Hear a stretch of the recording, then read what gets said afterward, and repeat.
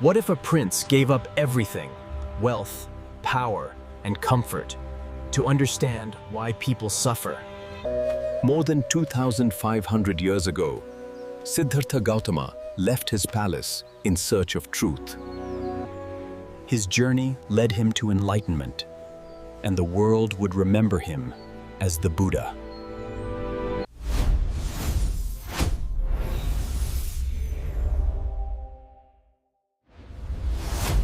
Don't worry if you don't understand English very well. You can simply press the settings button and easily set a subtitle language. For automatic subtitles, tap the CC icon or the settings button, select subtitles, and then the language you prefer. Works the same on all devices. Okay, so let's dive into the story of one of history's most iconic figures. But here's the thing.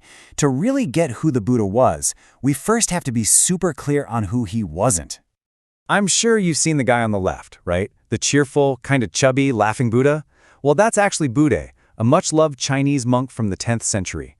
The person we're talking about today is the man on the right, Siddhartha Gautama. He was a teacher from ancient India, and he lived, get this, over 2,500 years ago.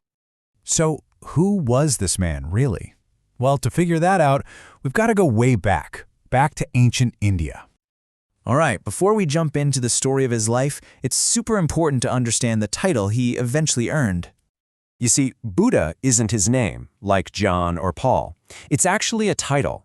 It comes from the Sanskrit root word bud, which means to wake up. So when you say Buddha, you're literally saying the awakened one. And that's the big question, right? What exactly did he wake up from? What was he seeing that maybe everyone else was, well, sleeping through? Okay, so according to the thinking of his time, what he woke up from was something called samsara. Think of it as this endless, painful loop of being born, suffering, dying, and then being reborn all over again. He saw this cycle as like the core problem of being alive, and he was absolutely determined to find a way out of it. So, how did he get there? Well, his story doesn't start with him being some wise old sage. Nope, it starts with him being a completely sheltered prince, a guy named Siddhartha Gautama. This guy was born into unbelievable wealth and luxury. The story goes that at his birth, there was a prophecy. He'd either become a mighty king or a great spiritual leader. His dad, really wanting a king, basically built a bubble around him. He did everything he could to hide all the harsh parts of life from Siddhartha. You know, things like getting sick, growing old, and, of course, death. But you can't hide reality forever, right? One day, on a rare trip outside the palace walls, everything changed. He saw what are now called the four sights. First, an old man, then a sick man, and finally a corpse. I mean, can you imagine his perfect, protected world just shattered? But then, he saw a fourth sight. A holy man, totally calm amidst it all. And that sparked something in him, a new idea. Maybe, just maybe, there was a way to understand and even overcome all this suffering. This whole experience it completely flipped a switch in him. This quote here really gets at it. Seeing old age and death made his cushy palace life feel totally empty and meaningless. So, at 29 years old, he did something unthinkable. He walked away from it all. His wife, his brand new baby son, the entire palace, to go find an answer to the problem of suffering. Okay, so that's the powerful legend, the story that's been told for centuries. And it's an incredible story for sure. But what do the historians say? What do the earliest texts tell us about the actual man behind the myth? This is what's so fascinating. There's this massive gap in time between when Siddhartha actually lived and when his story was first written down. The first texts we have, they were written hundreds of years after he died. That's a lot of time for stories to be passed down orally, to grow and change. And those really elaborate biographies, the ones full of miracles, those show up almost 1,000 years later. So yeah, scholars are pretty much all in agreement that Siddhartha was a real historical person. But the earliest stories about him are way simpler. They paint a picture of an aristocrat who left his comfortable life to search for spiritual answers. It was only over time, as his teachings spread, that these supernatural details got added in. You know, the miraculous birth, the big prophecy, even God stepping in to show him suffering. It was all about elevating his story to match the importance of his teachings. So let's get back to his personal journey.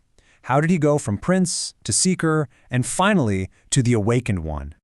So after he left the palace, Siddhartha spent the next 6 years as what you'd call an ascetic. He tried the most extreme forms of self-denial you can imagine. We're talking fasting until he was literally just skin and bones. The idea was that by punishing his body, he could find some kind of spiritual truth. But it didn't work. All it did was weaken his body and cloud his mind with pain. He wasn't getting any closer to an answer. And this led to a huge breakthrough. He realized neither extreme was the answer. Not his old life of total luxury and not this new life of total self-torture. And this is where he discovered what he called the middle way. The true path, he realized, wasn't at either extreme, but right in the mindful balance between them. Finally, the story goes that while he was meditating under a Bodhi tree, he had his ultimate breakthrough. He became awakened. Now, he didn't discover some new god or get a message from the heavens. What he realized was a very practical, observable process, a kind of psychological framework he called the Four Noble Truths. You can think of it like a doctor's diagnosis. First, identify the symptom. Life involves suffering, or dukkha. Second, find the cause. It comes from our cravings and attachments, or tanha. Third, give the prognosis. The good news is, suffering can end. And fourth, write the prescription. There is a clear path to follow to make it end. And following that path leads to what's called nirvana. This is the ultimate goal. But it's not a place, it's not like heaven. It's a state of being. It's liberation. It's the end of suffering and the final escape from that endless cycle of samsara we talked about. And you get there by putting out the internal flames, the greed, the hatred, and the ignorance that fuel all our suffering. So for the rest of his life, for the next 45 years, he just walked across northern India. He wasn't a god to be prayed to, he was a teacher. He just shared this practical path with anyone and everyone who was willing to listen. From kings to servants, men and women, it didn't matter. And this is a good spot to clear up a few common misconceptions. First, he was always very clear. He was a human being, not a god.